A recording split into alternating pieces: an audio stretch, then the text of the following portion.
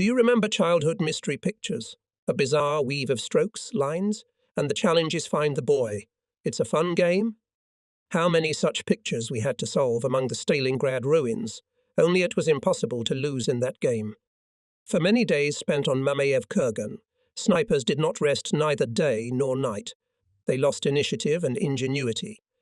We knew that under every hillock could hide danger, but we were gradually overcome by indifference. After all, if it takes a sniper a few seconds to fire a shot, in order to find the target, we have to watch the enemy's leading edge for hours.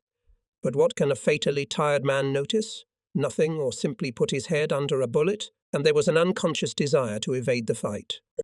That's why the regiment commander gave us a day's rest. Our section of defence was strengthened by Lieutenant Fedosov's group of fighters. The danger of complete encirclement had passed, and we could now get some sleep. But before we got into our bedrooms, niches under the bank of the ravine, we told and showed the newcomers how dangerous the trenches on Mamayev Kurgan were. For the newcomers, the mound probably seemed deserted. We slept the whole day. I was awakened by the banging of a kettle above my ear. Dinner.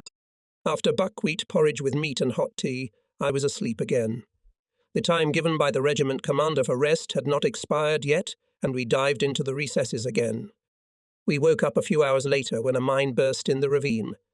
Somewhere nearby a Nazi machine gun was firing. Tracer bullets, as in cotton wool, were sinking into the wall of the ravine overhanging us. I noticed it already near the periscope at the sniper station. I did not observe it for the sake of curiosity. It was necessary to detect the machine gun and shut its throat, if not now, in the dark, then at dawn. It could be detected by the glowing bullet trace, but the machine gun was quickly silenced. Voyashkin came to me and sat down beside me. In the ravine something rattled. Empty tin cans or wooks. Hitler's machine gun started talking again. "What target is he firing at?" I asked. "Who dropped the kettle?" "Hey, in the ravine a lot of wounded newcomers." "It's them near the infirmary rattling kettles," he answered Dvoyashkin. "Nothing for the wounded." I was indignant, and immediately decided to find the machine gunner and put a hole in his head. At dawn the battle boiled up, and I, having changed my position under this noise, finally found the hunter for scum. His head was immediately in the crosshairs of my sight. The machine gun went silent. After this shot I went down into the ravine, to the wounded newcomers that had arrived last night. It was very important to know where and under what circumstances they were wounded. I was especially interested in zero wounds. After all, each wound has its own peculiarity and can suggest which shooters appeared here the enemy. At the entrance to the sanitary dugout sat broad-shouldered, stocky soldier. His black eyes glittered with fear and joy, and somewhere in the depths of them there was that sharp soldier's joke with which soldiers even before death do not part. The soldier's mouth was covered with a wide bandage. The screw on his chin was soaked with blood and had turned brown. Next to the helmet lay some torn book without a cover, and between its pages was a stub of a simple pencil. On the soldier's big dirty hands, and on his overcoat there were traces of blood. He had been wounded yesterday morning. Stepan Safonov Fisher. It was written in his soldier's book. "How did it happen to you, Safonov, to put your head under a fascist bullet?" The soldier looked at me with a reproachful look. Apparently, he wanted to send me away, but I waited patiently for an answer. At last he took a pencil and wrote in nervous handwriting on a sheet of paper. "You've probably never smelled my teeth before. Would you like me to give it to you?" Please," I replied. "Just don't get annoyed and help me to establish where and how you were wounded. It's very important." Only from the third written sheet I learnt that Safonov had been wounded in the mouth when he was lighting a cigarette from a comrade. "Where's the soldier who gave you a light?"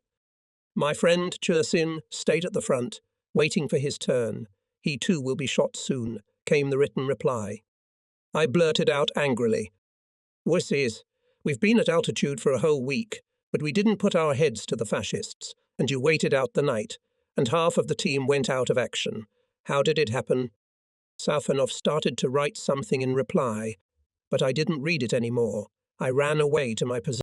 I slipped along the trench to Sasha Gryazev's grave, then went down into the pit. Here you can stand at full height.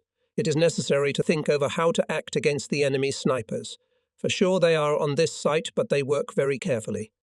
Fascist snipers, as a rule, set up their posts in the depth of the defence, and we are getting to the very front. They have a lot of false positions, how to distinguish between false and real ones. A little experience had already told me you need observation and great endurance. For example, at dawn a lighter flickers somewhere, the sniper has lit a cigarette. Spot this point and wait. A web of tobacco smoke should appear. A little more time will pass, or maybe the whole day, and for a fraction of a second the helmet will appear. Don't yawn. But even if it is too late to take it, it is already clear where among the false positions the real one is.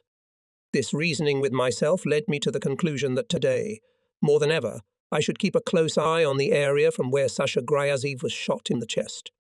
I crawled over to the position of my partner Podkopov and started watching. An hour and a second passes. My eyes ache from the strain. My neck is tired. It is hard to hold my head, but I do not move. There is no sniper's nest where I am looking. I checked 10 times. He crawls away. I cannot disbelieve my comrade, but some inner instinct and desire to avenge Sasha's death do not let me go from this position. An hour later again crawl up with a periscope, Morozov and Podkopov. Now the three of us are already looking round the same area. Above us fly heavy shells, 6-barrel German mortar. They explode in the depths of our defence, raising pillars of earth. Such giant shells are visible in the air. They fly with a squeak that resembles the voice of a donkey. They fly, flipping in the air from side to side like a piglet in the mud. We nicknamed the German 6-barrel mortar donkey also because it shouted 2 or 3 times a day. At dawn, at 5 o'clock, then at noon and with the onset of darkness. I guess the mortarman knew when our medics were taking the wounded to the Volga. We lay silently, keeping watch. The rays of the setting sun illuminated the height. They seemed to shoot through the dark spots, illuminating every hillock we noticed during the day. Just below the summit were shell casings. Out of idleness I counted 23 of them. Stop. This one has no bottom. Through such a shell casing, as through a pipe, you can see the distance. I stood up a little, and suddenly there, in the tube, as if a flint shot out a spark, I fell to the bottom of the trench. On the opposite side of the barrier burst a bursting zero. Nikolai Kulikov was already sitting beside me. "No, Chief, are you alive?" he asked. "As you can see, I'm rolling a cigar." "Have you been wounded again?" "Leave me alone with your silly questions. I'm safe and sound?" So why'd you jump like a leopard on its prey?" "We don't keep a good eye on the enemy's innovations." I answered and told you what happened. Hitler's sniper in payment for his labour and invention got the right for the first shot. Now the shot is for the Russian sniper.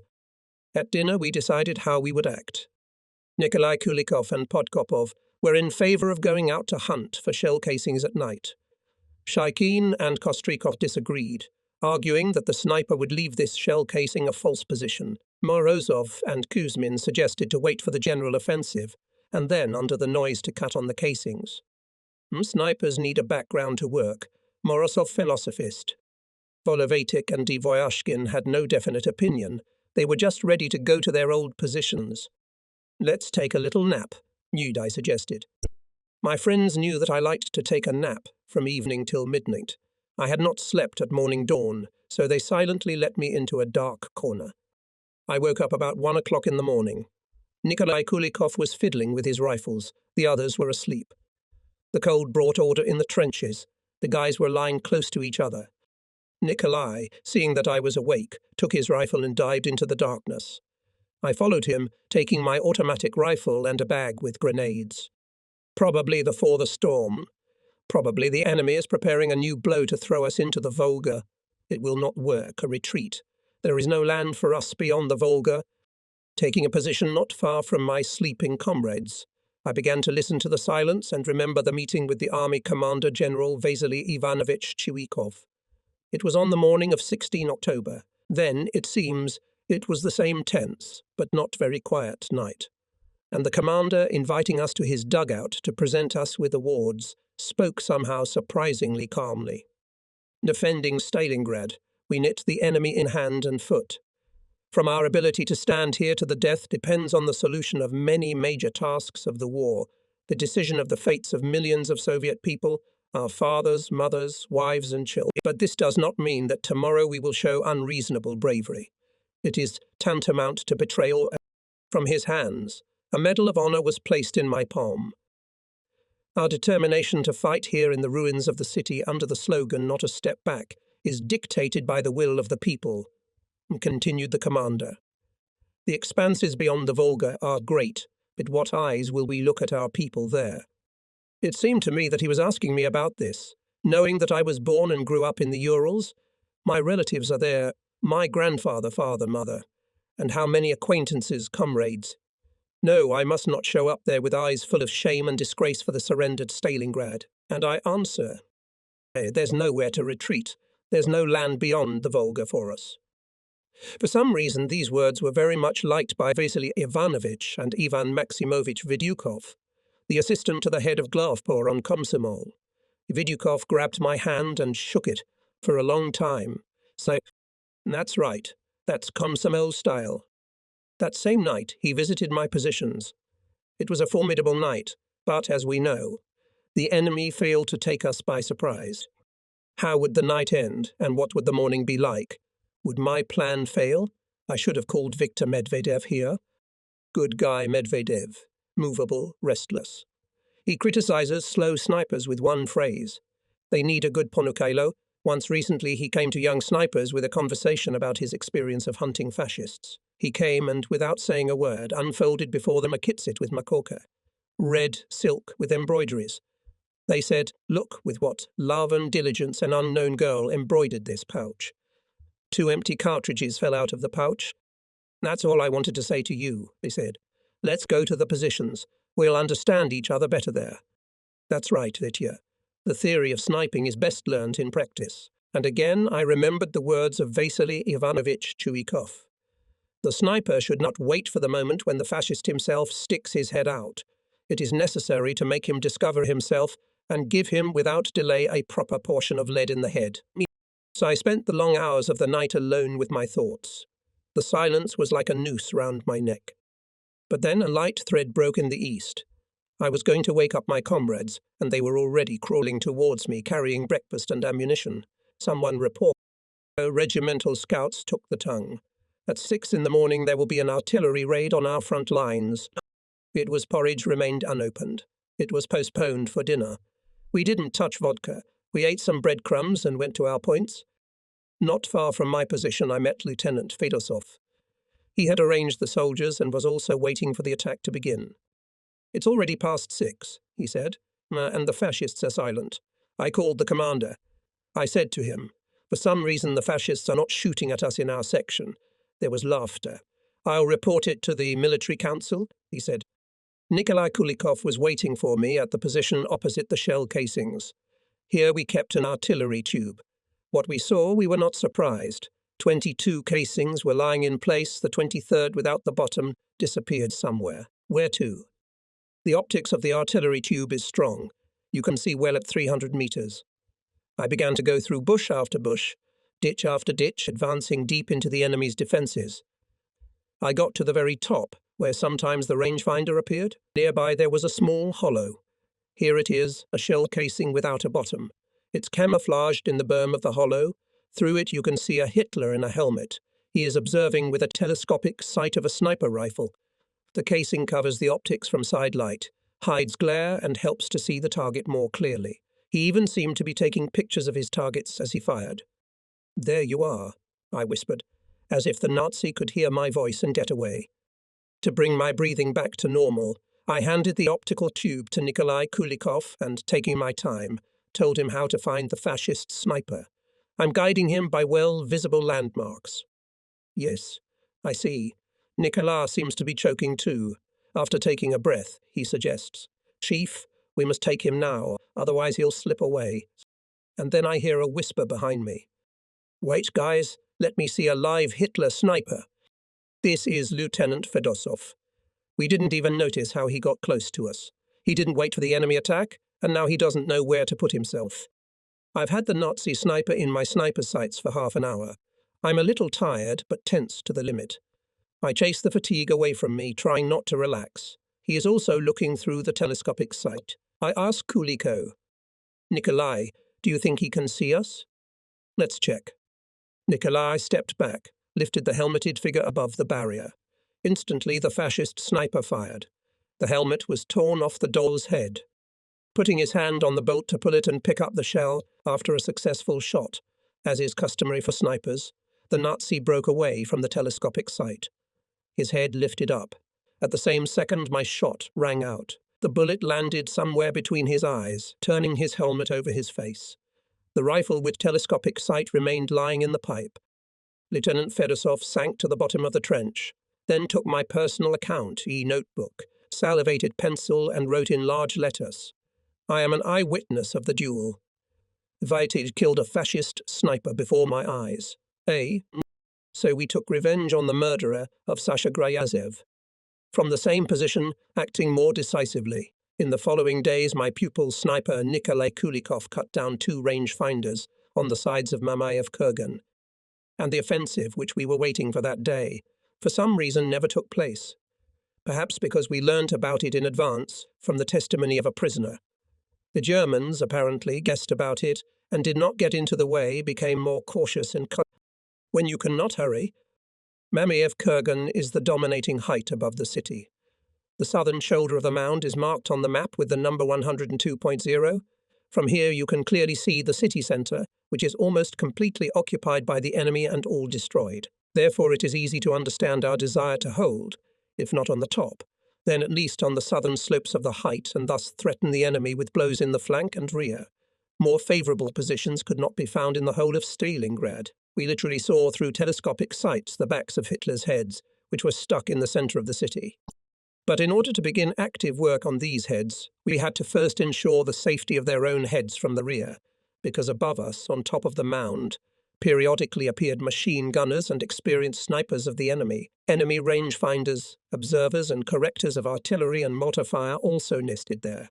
So we had to continuously observe and fire in 2 opposite directions. However, in Stalingrad it is a common thing. Here it was often difficult to understand where was the front and where was the rear. Everything was mixed up.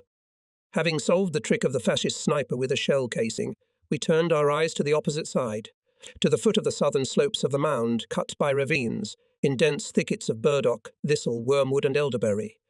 There are fewer of us here now. Viktor Medvedev and his partner are operating in the area of the meat-packing plant. Shaikin and Morozov moved to the ice storage area, Abzalov and Nasirov to the shooting gallery area. The snipers of my group chose a low, cramped dugout at the top of a shallow, winding ravine that led to the Tsaritsa River, to the centre of the city. Last night, I said to my comrades, at the bottom of the ravine we heard the clinking of cauldrons. There seems to be some kind of a pond there, and dense thickets of burdock. Yes, there are thickets there, confirmed Nikolai Kulikov. What do you think? After the exchange of opinions, we decided to keep round-the-clock observation of this place from both sides. Night came. High in the sky, every now and then flashed lanterns of flares, pulling out of the darkness of individual objects. Shaikin and Uboshenko went along the eastern bank of the ravine, I with Nikolai Kulikov on the western bank. We climbed to the very precipice in front of the bushes at the bottom of the deep funnel. Below us, in 100 metres, fascist dugout. A machine gun is mounted on it, we know that. On the edge of the funnel lay 2 dead soldiers, big, in Italian uniform. We saw them in the flash of the rocket. They pick up their Aryans, and they threw these ones to the crows, whispered Nikolai. There are no crows here for a long time, so these conquerors will be our bodyguards. Sitting idly at the bottom of the funnel and counting how many bullets burst. A boring occupation. We need to act to equip the cells. And we, like moles, began to pick the earth from the edge of the funnel and push it under ourselves. Every hour our funnel became shallower and shallower, and we climbed higher and higher. I wanted to smoke, but bear with it. Cossack fatigue was making itself felt more and more. My back was aching from hard work in an uncomfortable position, but it was coming to the end. My hole was a success. Now I could sit, rest, watch and shoot. On the right, Nikolai's position was not so convenient, but he did not complain, already prepared to observe. It was beginning to get light. I wonder how our comrades are doing on the other side of the ravine. A plain soldier with a bucket in his hand and an automatic rifle on his neck came to the platform in front of the thicket. He stopped, turned his head, waiting for someone. That's how it happens in war. People don't know that their lives hang in the balance. The soldier's face is in the crosshairs of my sniper. I can see his lips moving, white teeth, straight, slightly hunched nose, pale, clean-shaven face. 2 more soldiers appeared, also with buckets, and immediately disappeared into the thicket. 5 minutes passed. The soldiers with buckets slowly ascend the steps. The water ripples, but it does not splash over the edge. They value the water, apparently. It is expensive for them. Kulikov hisses at me like an angry goose. I don't kill fascists myself, and I don't allow him to. Strong is the warrior who knows how to defeat himself, I whispered to him. I firmly decided not to open fire this day.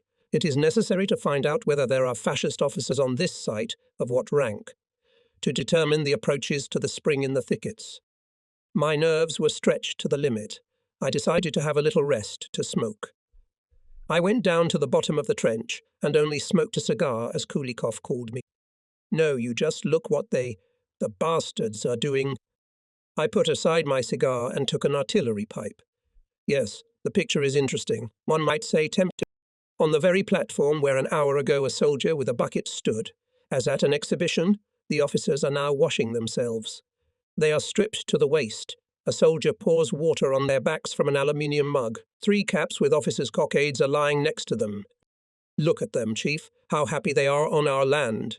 Kulikov did not stop. Now they behave freely, while we, the masters, are dirty, bent like penknives, lying among the corpses, smelling the stench. Let's cheer them up. Let's see how they laugh after our music. Don't touch them. Let them live another day. We're giving them life in installments. And keep quiet, talking interferes with business. Nikolai took offense again. An indecisive soldier will only recognize himself at a dance. We bickered for a short time. We gave ourselves a rest, and then fell silent again. At a height of 102.0 began a firefight. Behind the water tanks we heard the rumble of tank engines. Now I could see well where the fascists were going. From the platform they go down into the trench and disappear under the bank of the ravine, in dugouts. There they are not afraid of neither bombing nor shelling. They turned this part of the ravine bank into a fortress. The approaches to the underground shelters are covered by a bazooka with 2 machine guns. The embrasures of the bows are covered with steel plates. Dugouts and bazooka are connected with each other by a trench, on which soldiers often run. It is midday. Thirst, corpse odour. Leaving their own, we did not expect to linger, and a machine gun is working. We can see it well. Bullets darted over our heads. It's a very tempting moment. We set our sights at 300 meters and fired at the same time. The machine gunner kept going, as if we were shooting at him with blank cartridges. The fighting in our section stopped as suddenly as it had started. Nikolai and I sat in silence. Our conscience gnawed at us for our blunder. Different thoughts came into my head. I had lost my visual acuity, my optics had deteriorated, my breathing was disturbed, I had become twitchy, I had learnt to press the trigger smoothly. I look at Kulikov. He dropped his head on the edge of his helmet, sniffling. He's also figuring out the reason for the miss. All right, Kolya, sleep a little. I tell him to calm down, but I scold myself with all my might. We were shooting from the top downwards, and in such cases the distance is always hidden. Here you can't trust your eyesight at first sight. You have to add at least 1/8 to the usual sum of meters. And one more thing, from the endless fire from all kinds of weapons, the air is heated and fluctuates. You get a visual mirage. It sometimes deceptively brings the target closer to the eyes. It is also necessary to give correction or to make shooting, at least on false targets.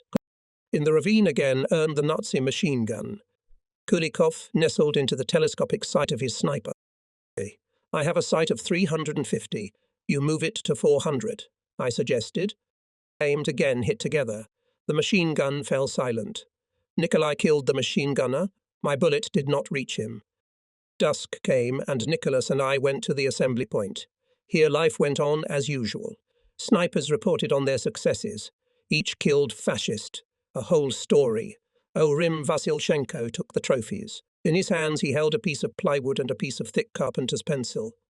I, as a former brigadier of a tractor brigade, have the accounting organized on 5, he said, putting against each surname numbers 1, 2, 3. O'Krim put 0 against mine. I see that you, Comrade Chief Petty Officer, are in bad order. If you keep working like that, you'll end up on the blackboard. A soldier from the 3rd Battalion brought dinner. He put a duffel bag full of cartridges and grenades next to the thermos and hurriedly ran away from us. Shortly before dawn, the sniper's dugout was empty again. According to the plan I had outlined, everyone went to their firing points. This day I decided to block the fascist bunker and the officers' platform by the forces of 3 sniper pairs. I chose a new position for myself and Kulikov, not far from yesterday's position. In my hands, periscope. But from the new position the bunker is not visible. I leave my helmet in place and crawl a little to the side. There it is, the entrance to the dugout. From there a red head in an officer's cap stuck out and immediately hid. I informed the guys about it. All 3 of our couples were positioned so that they could talk to each other.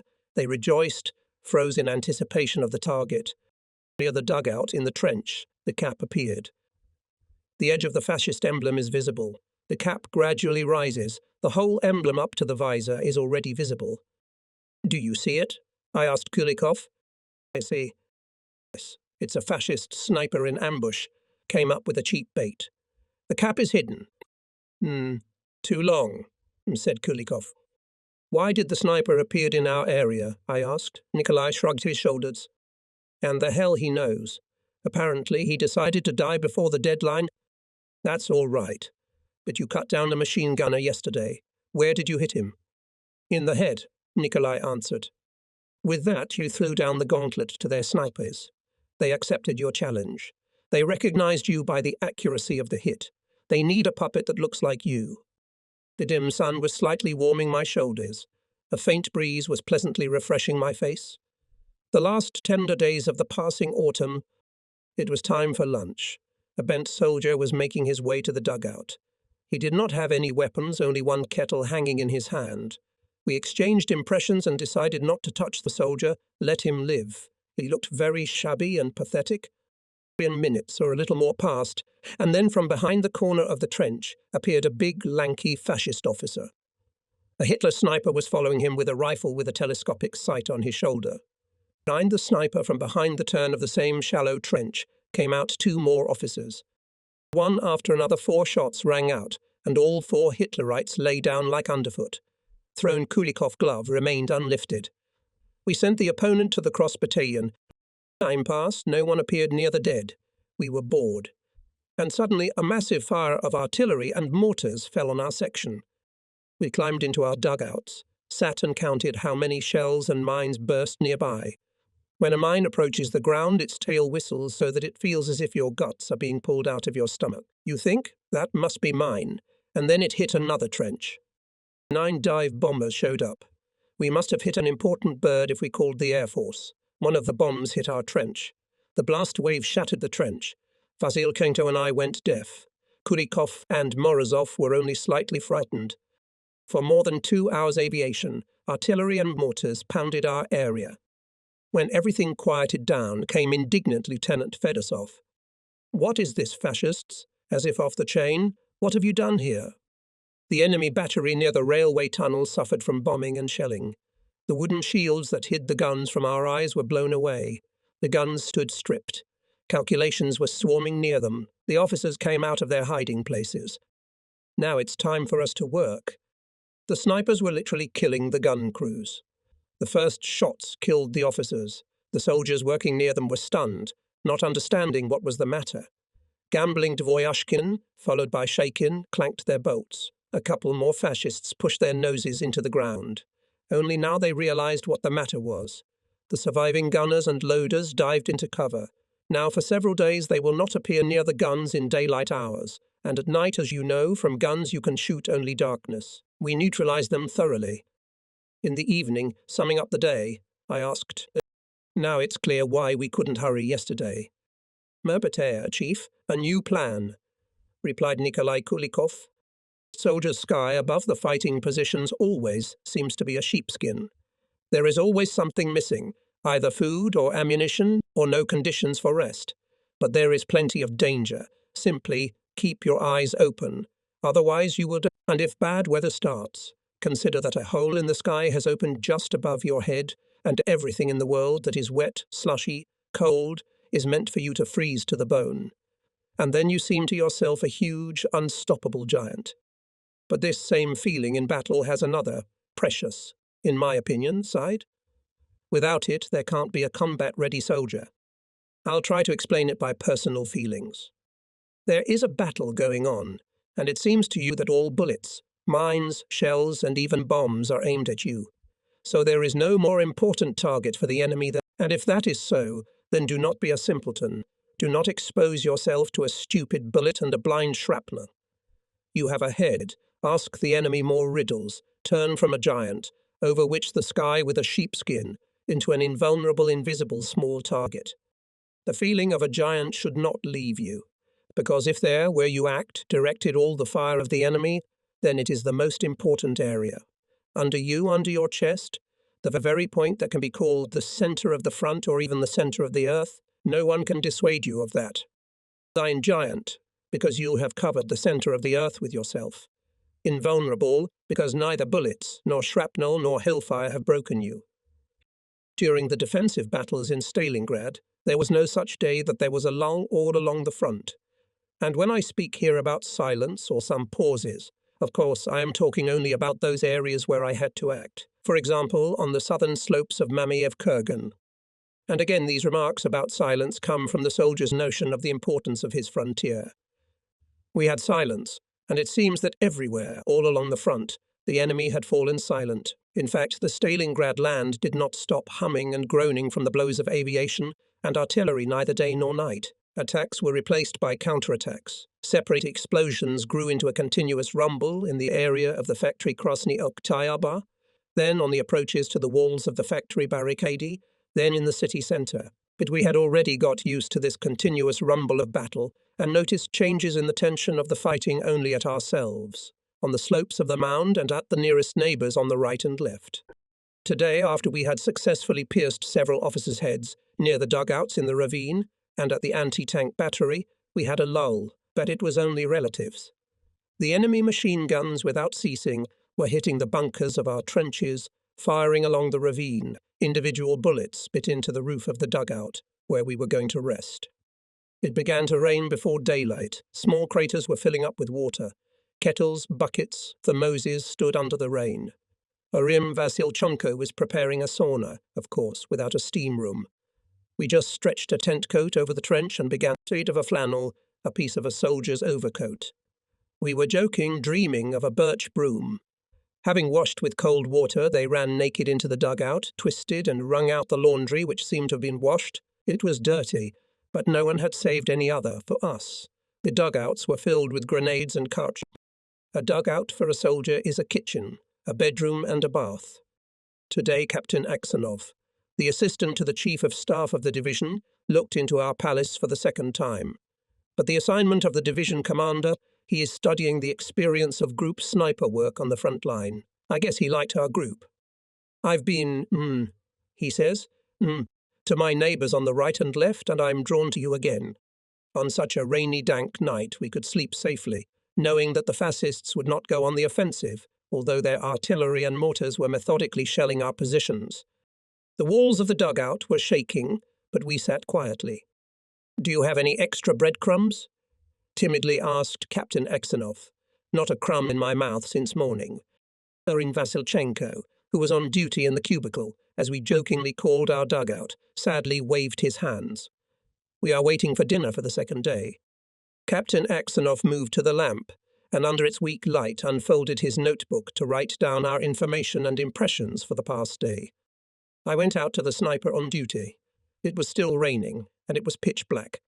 Over the ravine soared flare lantern. It was suspended on a parachute mortars of the enemy, swaying. The fire settles so slowly that it seems to hang until morning.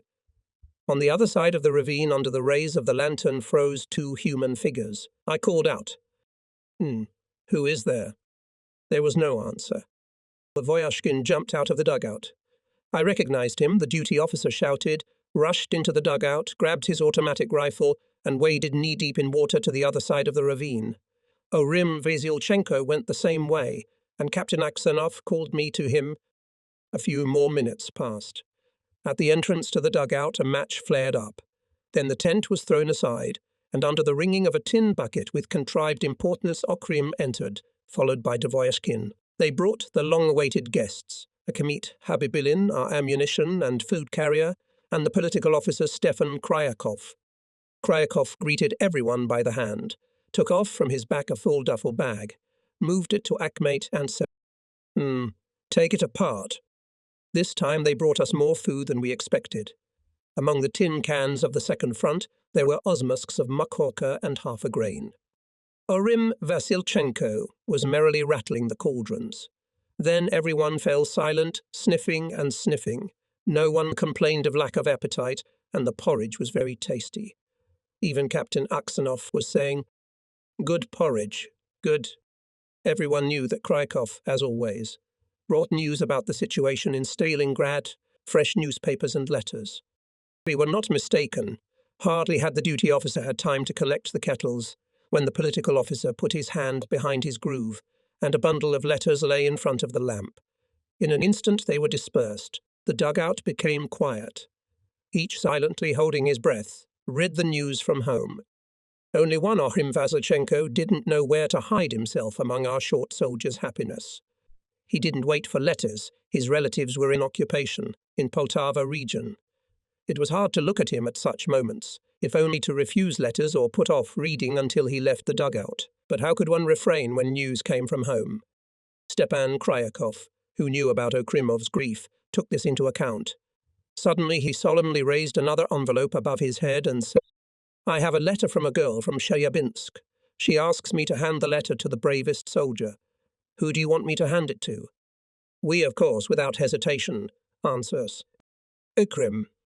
"Of course, Vasilchenko." Him. So Ohrim Vasilchenko received his first letter in a year and a half of war.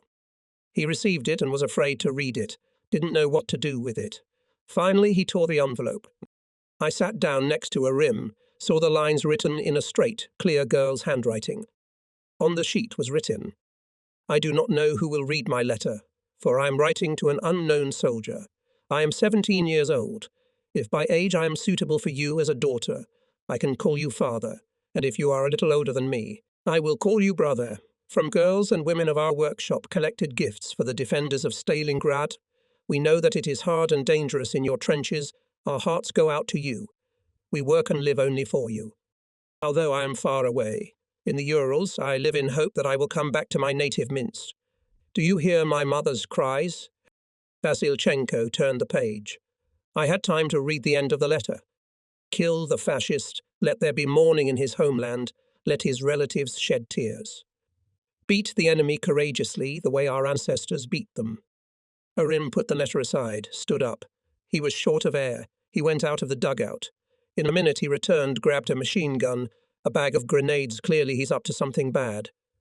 I stood at the exit, spread my legs wide like a sailor. Vasilchenko understood my posture.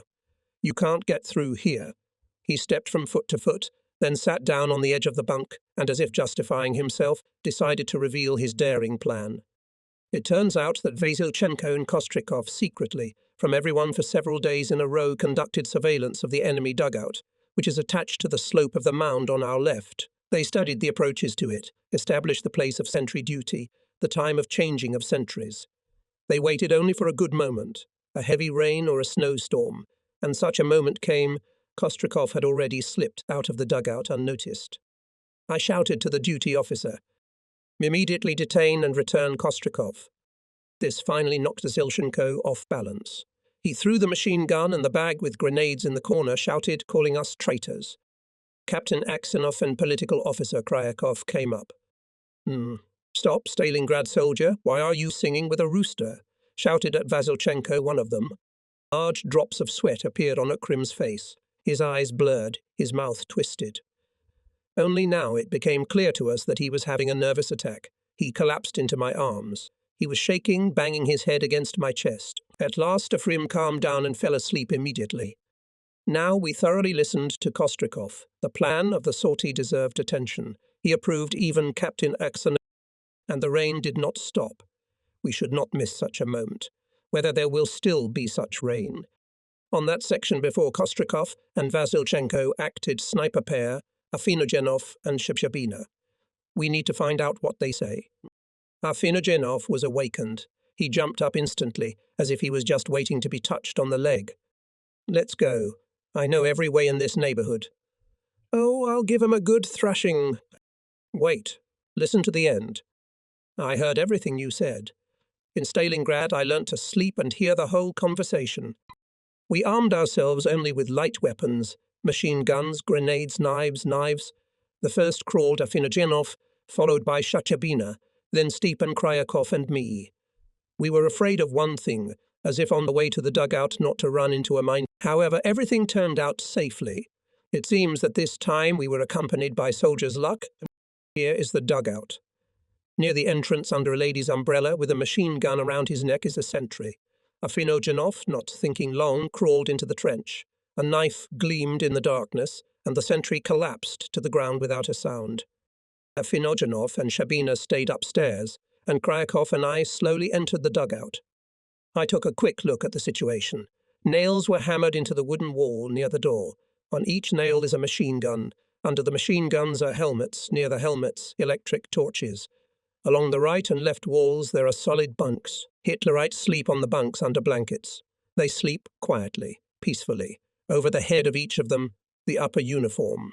In the middle of the dugout hangs a small electric lamp, which makes the dugout half-dark, soothing, milky light. We went to the automatic rifles, took them off the wall, then turned the bulb, hooked to their belts but a pocket torch. The Nazis continued to snore. Stepan Kryakov loudly, firmly command. For the death of children and mothers on fascist beasts, ire. From 2 automatic rifles whipped a downpour of lead.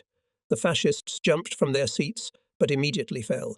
The blankets were mixed up in a heap. We stood against the wall, covered with machine guns, changing positions as necessary. We fired bursts into the bunks from side to side, no sign of resistance. Suddenly I see a Hitlerite alive at my feet. He is in one underwear, on which there is not a single dark spot.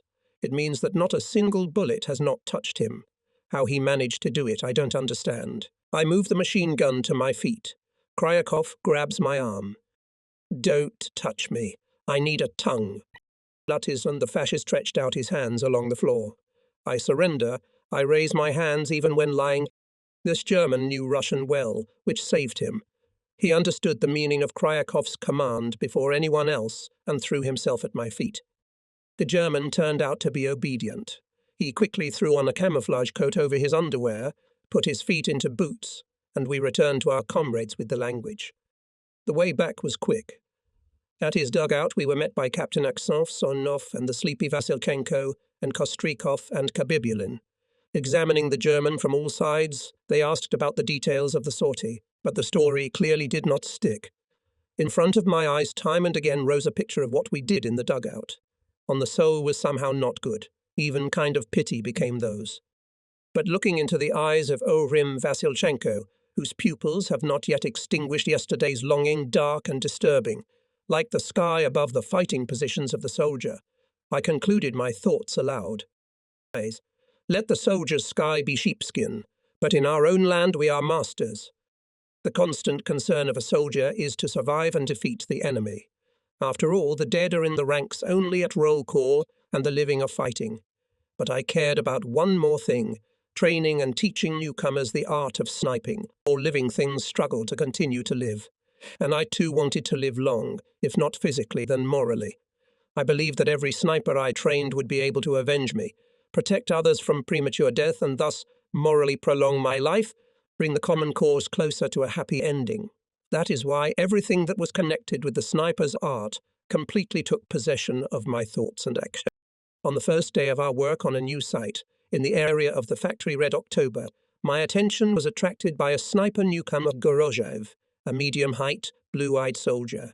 His facial features were large, his neck was short, and his chin was heavy. He seemed sullen, unsociable, withdrawn.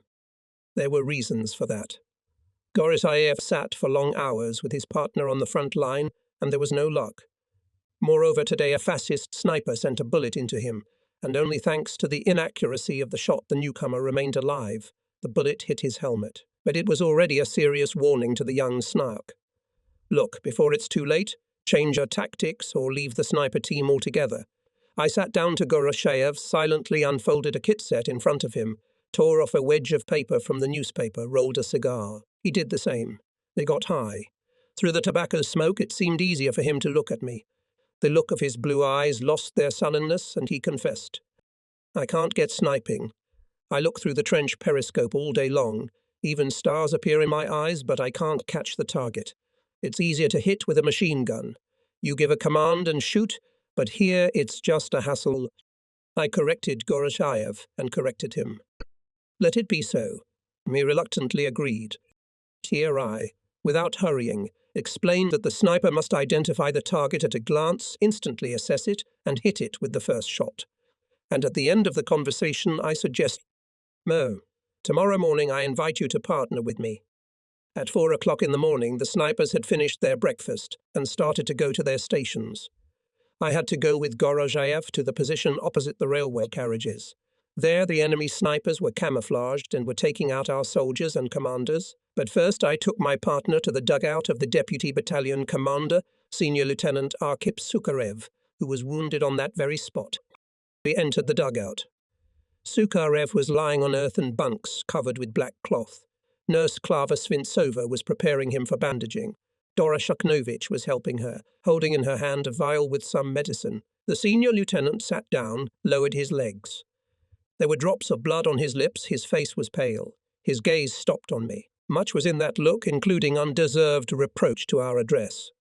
Say, how is it that you, snipers, did not exterminate in time that shooter who sent his bullet in the back of the deputy commander? Did not explain myself, did not justify myself.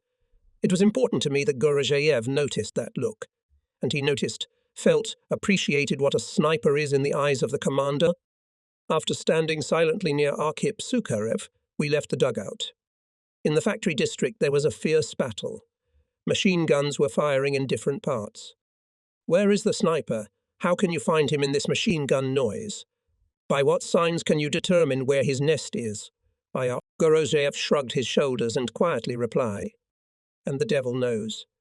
The devils are sick here too. They don't know anything. We need to find an eyewitness to tell us where and how Sukharev was wounded.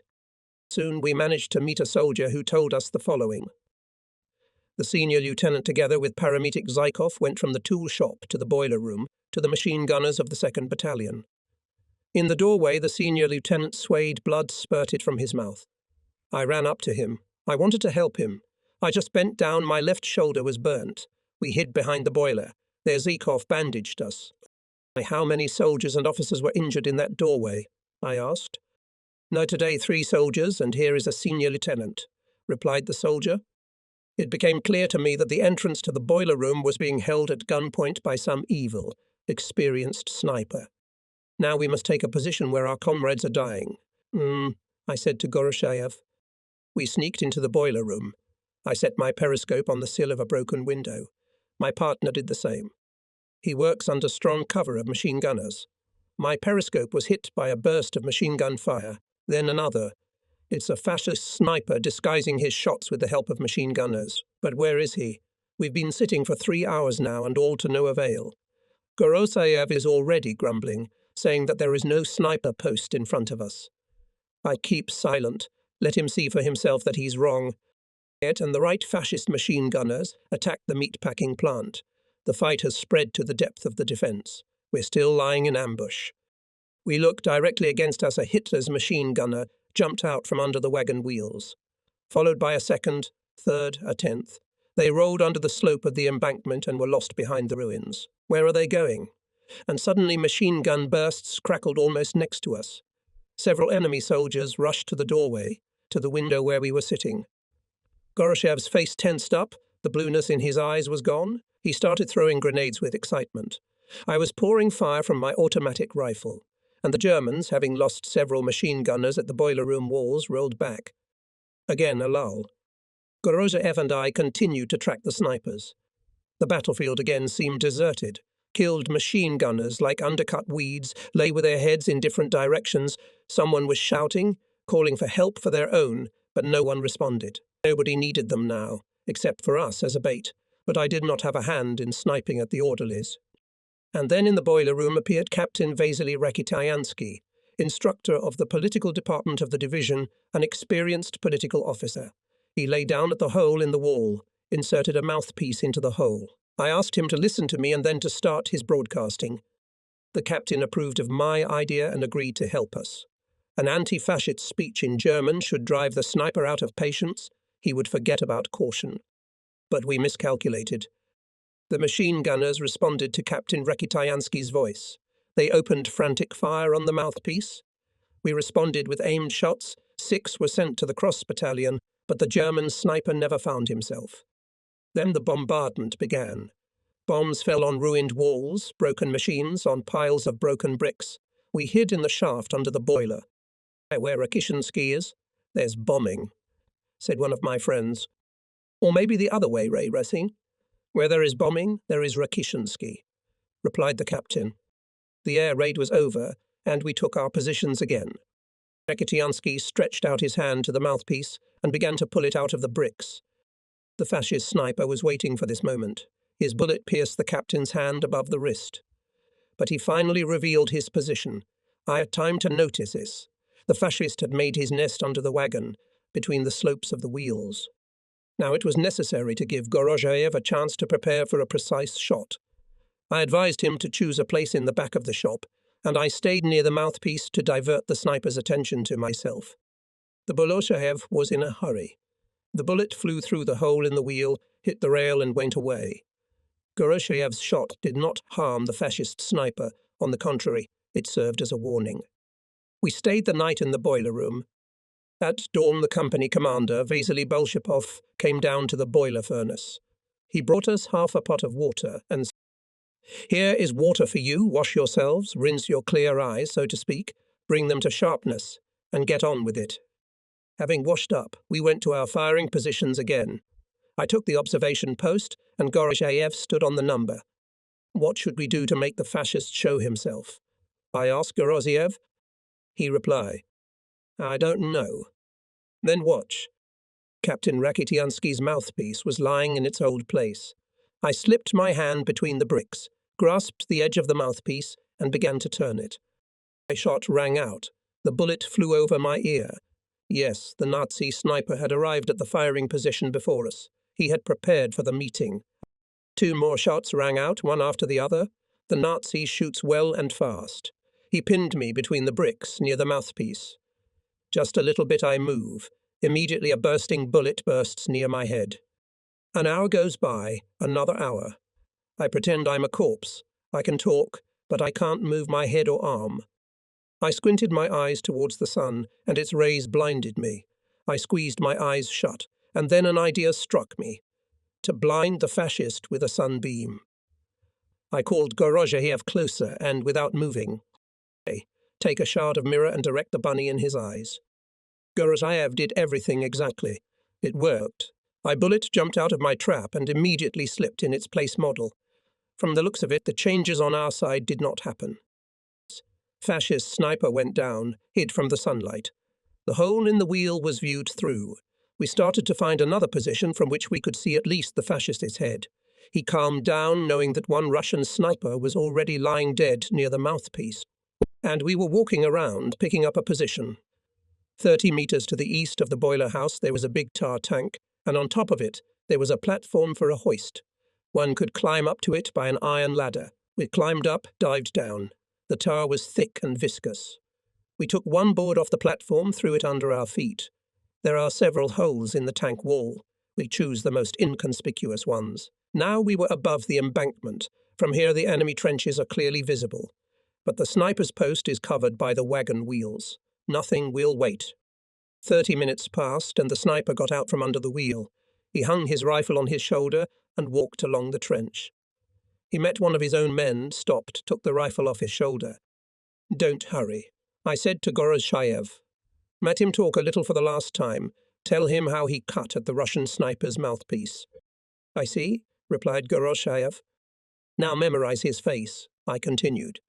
"Catch the moment when he turns his forehead to you." "I see. I have him in my sights." "Good," I approved. and at the same second I noticed that the fascist prepared to raise his rifle to his shoulder. The butt was already off the ground. Shoot. Came out of my mouth like an exhalation. The shot rang out. The Nazi sniper, like a cut sunflower, fell on his back. His rifle fell across the trench and blocked the path of the second Nazi, on whose chest I noticed some kind of order. My bullet pierced his forehead. We left the ambush very late, satisfied. Well, there was something to be happy about. Gorozhiev had killed a fascist, avenged the death of his friends. And I was glad that I had helped him, passed on my knowledge and thus, as it were, prolonged my life and my work. A prisoner was taken in front of the front edge of our defence area. The commander of the mortar battery, Captain Krasnov, distinguished himself in this case. Every sniper in his own way envied the mortars. We were ashamed to look each other in the eyes. Orim Vasilchenko shame snipers tried to drown in tobacco smoke. The battalion's Komsomol commissar came to us, and a Komsomol meeting imperceptibly arose. I was the first to take the floor. That's what I was talking at. How did it happen that the fascist Efreator was caught not snipers, that day and night without a way out or on the front line of defence? Know every pebble, bush. Why did we miss the very fact that the mortars went behind the front edge of our section? I reproached my comrades for loss of vigilance, for indiscretion. If the sniper does not rely on the soldiers as the main masters of the situation, breaks away from them and acts on its own, locked like a snail in its shell, such a sniper awaits a continuous failure. The guys got to talking, hurt them alive my performance. Komsomolets Kostrikov said that he killed only 26 fascists and Sidorov 70, but to be equal to such a champion should not be. And you do not spin, why? They shouted from their seats. Why should I spin? Kostrikov snapped at him. Let Sidorov himself stand up and tell the story, and if he lies and sways like a creeper in the river, then I'll correct him.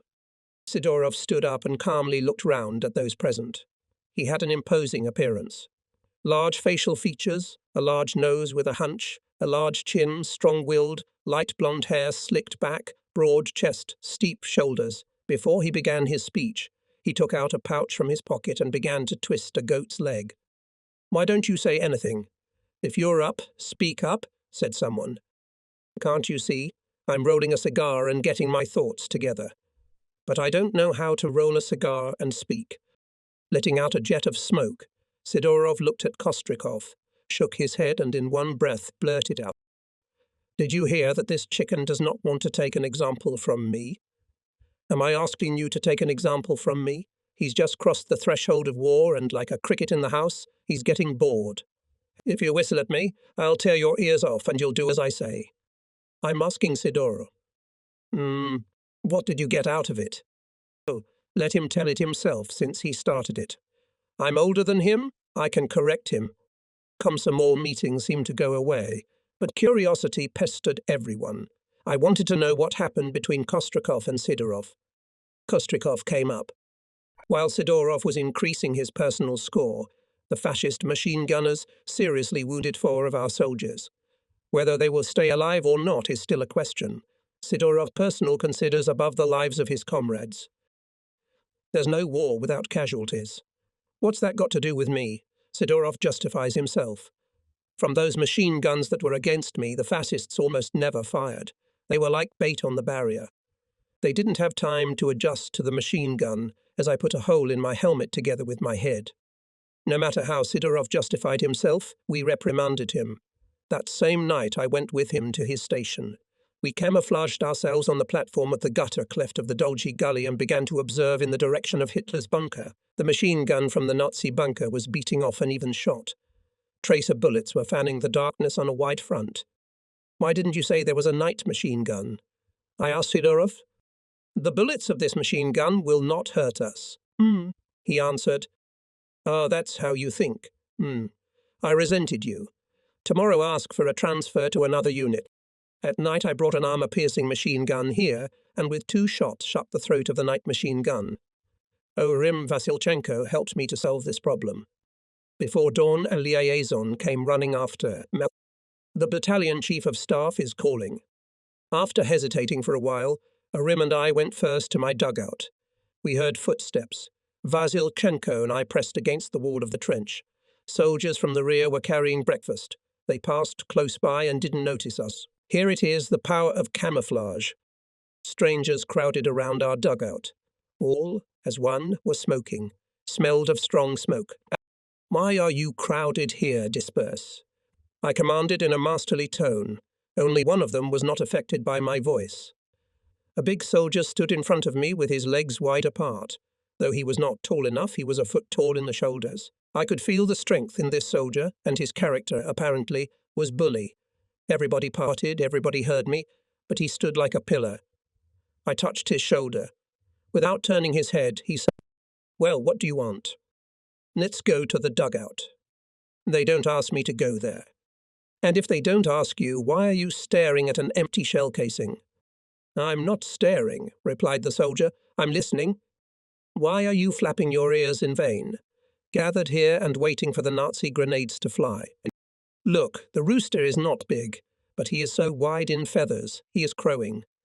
Maybe I should clip its wings so that they don't fly away from the sinful earth?" Lieutenant Fedosov came out of the dugout. Seeing me, he said, "I'm waiting for you." "In honor of what holiday is this rally here? All the posts are exposed in front of the enemy's nose. You're getting hot-headed. This is an assault group, a reserve group, so to speak. If there's any trouble, a skirmish, we'll move this group to that section at once." On the way to the battalion headquarters, the lieutenant told me about the purpose of mobile assault groups. The most desperate and strong men are selected for them. "I see," I replied. One of them was just about to clip my wings. "Don't take offense at him. He's a good armor piercer."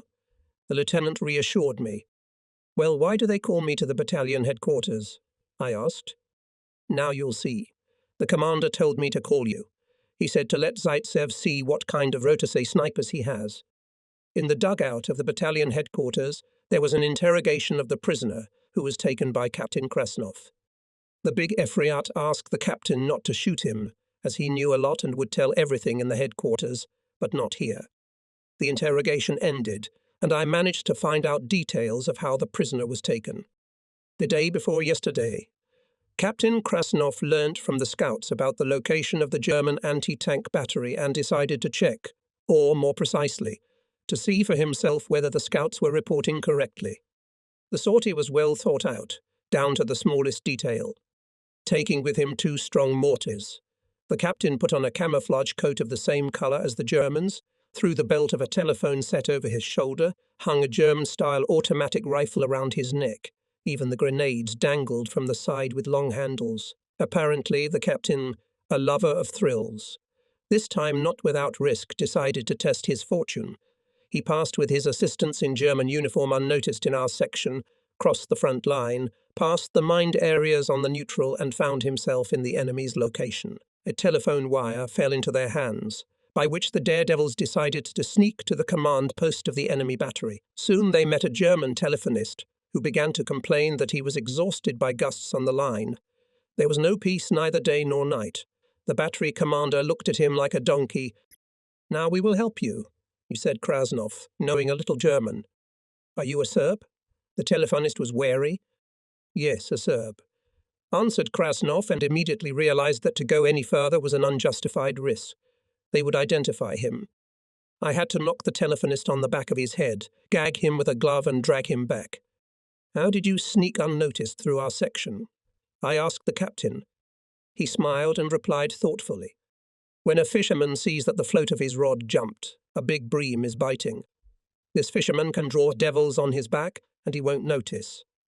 Psychological calculation. You should take this into account and don't scold your snipers in vain. Better teach them discretion."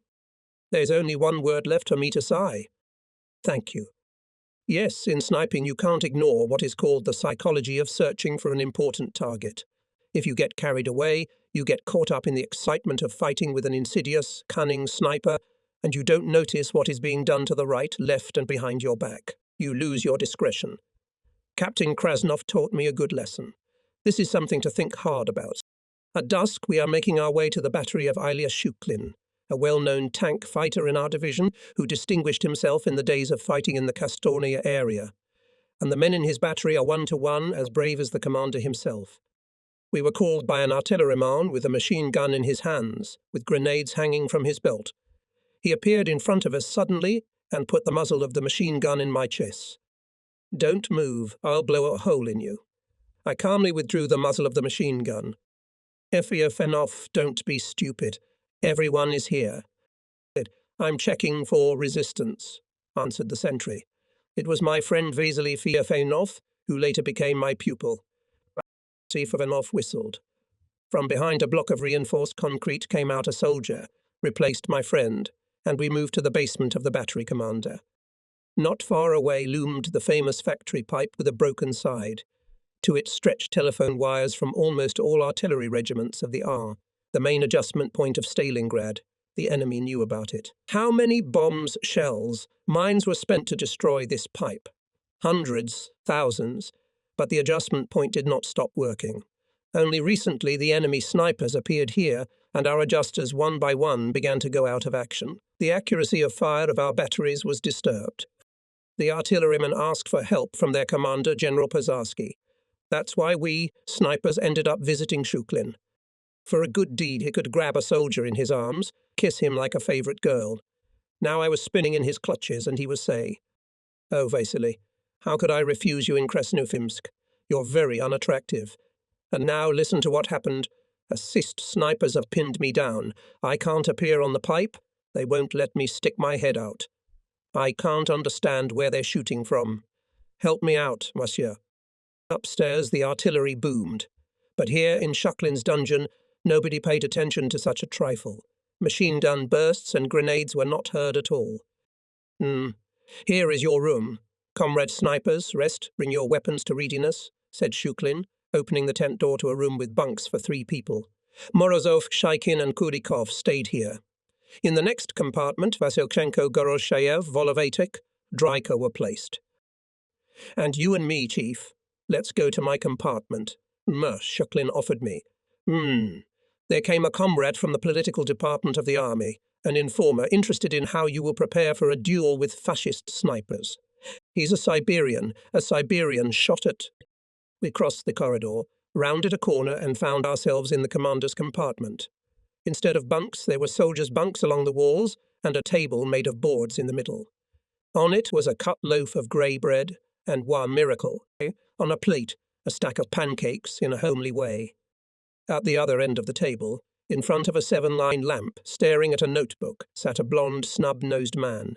He had a sleeper on his buttonholes. A captain or a senior political officer. I think I saw him at the crossing on the day of my arrival in Stalingrad. Then he took our sailors away from the moorings. But now my main attention was attracted by the fried, toasted pancakes. It was a luxury. I even gasped in delight. "You live well, comrade senior lieutenant," I said to Shuklin.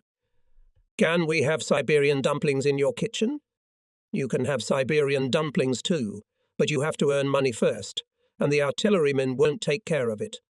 Shuklin put me at the table next to him. The extermination of pancakes began. Only this blond one with a sleeper on his buttonholes seemed to have hesitated. Without taking his eyes off his notebook, he stretched out his hand to the plate, but it was already empty. He raised his eyes in surprise and met my smile.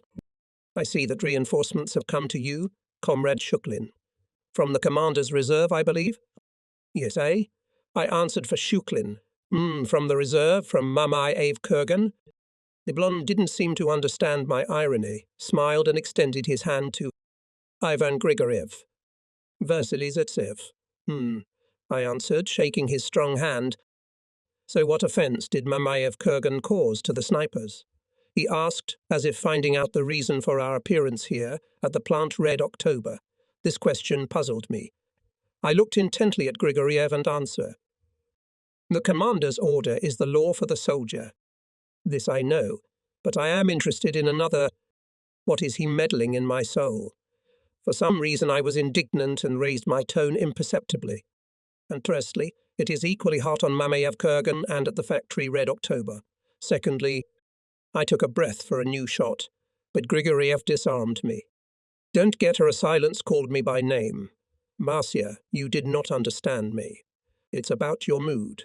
After all, I've been writing about you in the bulletins for a month now. Mamayev Kurgan is a key position of our defence, and I'm interested in how you feel here. I liked his assessment of the positions on Mamayev Kurgan. I felt the desire to have a heart-to-heart talk with him. We went to the wall, sat on a bench, had a cigarette, and I began to tell about what I had experienced and changed my mind during the days of fighting on the slopes of Mamayev Kurgan. Here we are crawling on Mamayev in the area of water tanks. Many people are scratched, others lie down on the spot, but I am unharmed. They say I'm lucky. The wounded are taken to hospital, and I'm lucky. I'm crawling along the trenches again. Now I've been called to the bank of the Volga. Here I gave Grigoriev a jab. I was drawn to the Volga, as if I had deserted from a dangerous area. As if it was my fault that I was not among the dead on the barrow. Grigoriev left, and I was even more heated desire, as soon as possible, to start fighting with the enemy snipers who were destroying our adjusters. During the night I managed to talk to many artillerymen, eyewitnesses to the death of the adjusters. Ilya Shuklin helped to draw several schemes, by which my snipers could understand from what points, at what angle the fire was conducted on the adjusters on the pipe, what was the trajectory, and therefore the distance of the bullet flight from the barrel channel to the top of the pipe. Calculations, drawings, even a detailed disassembly of the case of the optical device, pierced by a sniper's bullet, told me how to act tomorrow.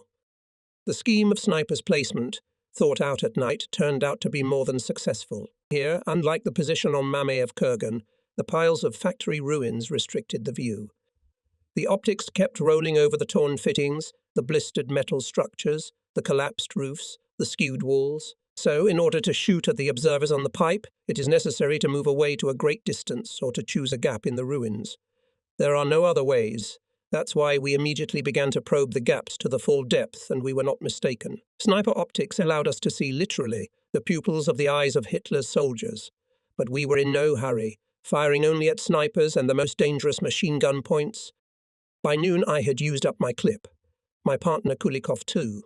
Morozov and Shaikin 2 magazines each. Goroshiev and Vazlichenko shot well. In the evening, to make sure of the results, I asked Shuklin to lift a dummy of an adjuster on the desperate Ilya Shuklin climbed up there himself. Of course, I couldn't hold him down, but while he was climbing up there, my throat got dry. But then Ilya shouted into the phone. Battery, 1 shell on the first rep. Fire. A minute passed. A shot rang out somewhere. Good. On the second 2 shells. Fire. That's how Ilya Shuklin spent the evening artillery dawn. In the morning of the next day, the adjusters began to send the necessary corrections to the firing positions, and only when the batteries located on the other side of the Volga started to work, I felt how tired I was. My head was buzzing, my eyes stung as if broken glass had been poured into them. I had to sleep at least an hour. So I went to the first cellar and fell asleep. I fell asleep, not suspecting that the resumption of the corrector's work would cause the enemy to become furious. I woke up from a strong blow in the shoulder. He jumped up, grabbed his rifle. Everything was buzzing around. Bricks were falling from the ceiling. Big flames were shooting along the walls. Finally, he saw a gap, jumped out of the cellar, pressed himself to the ground. Bombs were exploding on the right and left. 1 second, third, and 30 to 40 meters away from me. Explosive waves turned me from stomach to back and back again. Suddenly I found myself in a hole, probably in a bomb crater. I watched the sky. Lines of dive bombers plunged downwards almost to the ground, then with a roar soared towards the clouds. Fiery whirlwinds sweep across the ground. At last the air became quiet. Hitlerites rushed into the attack. Under the cover of bombing, they accumulated at the walls of the plant and now rushed into the breaches of the walls, into the gaps between the destroyed buildings of workshops. You can hear their shouts, commands, and as if our machine guns were waiting for this moment, they started to work amicably, frantically, without respite. Explosions of grenades slammed. By these explosions it became clear to me where were our own, it was our time. I hit at choice, without counting the shots. I aim at those in the second line, behind the backs of my soldiers. I'm hitting until my pouch is empty. The fighting didn't start to die down until late afternoon. Now I have to gather my snipers. The place of gathering is Shuklin's battery, more precisely, a pipe with a hole in it, a good landmark, visible from all sides. I'm sneaking there through the fighting orders of the 39th and 45th Divisions. Here everything is mixed up. The enemy still managed to occupy the northern part of the plant Krasny Oktyabr and come close to the bank of the Volga. Now units from the reserve are being pulled up here, especially many fighters from Bogunsky and Tereshchansky regiments of the 45th Division named after Shorsa. They should destroy Hitlerites who broke through to the Volga. At dusk we reached our own. Kulikov, Gorozayev, Shaikin and Morozov were waiting for me in the agreed place, on the platform east of the pipe. There were no Vasilchenko, Volovety, Dryka. Having bandaged each other's wounds, we went to look for them. We found them only in the morning under the bank of the Volga at the sanitary pier. Dryka, Volovatyk and Vasilchenko were here not of their own free will. They were brought here by the orderlies. Volovatyk and Vasilchenko were concussed. They couldn't stand on their feet. Dryka was vomiting badly.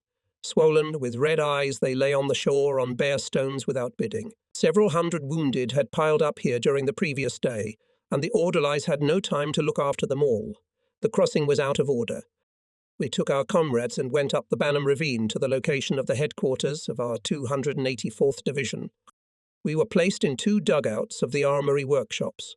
Nikolai Lugvinenko was the first to look in on us. He was assigned to the post of Chief of Staff of the 2nd Battalion and arrived at the regimental headquarters by order of the Chief of Staff, Captain Petersky. Soon Brigade Commissar Konstantin Terentievich Zubkov also came in here.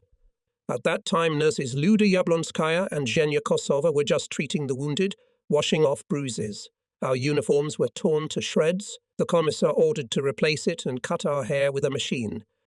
The officer of the platoon, Mikhail Babayev, brought a set of summer uniforms. Washed, trimmed, clean-shaven, we looked like conscripts in ill-fitting ammunition. On me, for example, everything was flabby. My overalls hung in a bag, my boots were 4 sizes bigger. Colonel Nikolai Filipovich Batyuk, the division commander, came. He was brought here by Zubkov. As the senior command, I reported on the completion of the task, on the losses of snipers. The commander looked at us, looked at me and laughed, roared infectiously, but it was rare.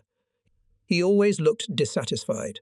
Batyuk could not tolerate empty reports, so many staff workers tried to be more silent in front of him, and I, admittedly, expected from him a reprimand for something, but the commander laughed, and in the dugout became as if cozier, warmer. "Who painted you like that?" Batyuk asked, looking at the faces of the snipers. "Medical nurse Yablonskaya." "Why did she paint you like that?" For the Krauts," answered Kulikov. "Well, there's plenty of time before the wedding. Listen to your tasks. At 3 o'clock in the morning, the commander will pass by our dugouts. By that time, snipers from other divisions will come to the Bany ravine, rest till 3 o'clock. And you, Zaitsev, you look like a scarecrow in that uniform. Go to the dugout to the brigade commissar and change there." I blushed and was ready to refuse, but the commissar, with a nod of his head, made it clear. Don't go. At the entrance to the commissar's dugout stood a young soldier of small stature. He was smoking a pipe filled with golden fleece tobacco. "Tell me, dear intellectual," I addressed him, "where is the commissar's dugout?" He looked at me intently and parried. "I've been waiting for you, you garden scarecrow, for a long time. Come in." In the dugout, I was approached by a girl in a uniform over a wide officer's belt with a small holster hanging on it. She extended her hand to me. "Leader." "Vasily Zaitsev." I answered, and immediately she poured questions into. "Is it true what they say in the newspapers that you duelled with a fascist sniper used a mirror? I wonder who lent it to you. How do I know? Because our brigade commissar collects newspaper clippings about your cases, and the man responsible for it is Alyosha Afanasyev." My guide smiled. "You'll excuse me," he said. "I didn't know you by sight. I thought some agitator had come, so I took you to the commissar's dugout. He's having a meeting today. Are you really Zaitsev?" I took out my Komsomol ticket and handed it to Alyosha. "That's great," he exclaimed. "There will be a good article. Vasily Zaitsev visiting Brigade Commissar Zubkov." Zubkov appeared. He smiled and said, "Don't be happy, Alyosha. There won't be such an article in the paper." "There will be an article. Snipers of the 284th Rifle Division at a conversation with the commander of the 62nd Army, Lieutenant General Chuikov." He walked to a corner, pulled out a leather briefcase. took out a general notebook and said to, sit closer. Let's have a conversation, because we don't have much time. Yes, about what, Comrade Brigade Commissar? I asked. Tell me your biography. Zaitsev Vasily Grigorievich was born in 1915 in the forest, in the Urals. The commissar interrupted. Wait a minute, Vasily. What do you mean? Born in the forest, probably in a village somewhere. Otherwise you think I was born in a wood, under a tree stump? No, Comrade Brigade Commissar, I was born in the woods, in a forester's bathhouse, during Holy Week.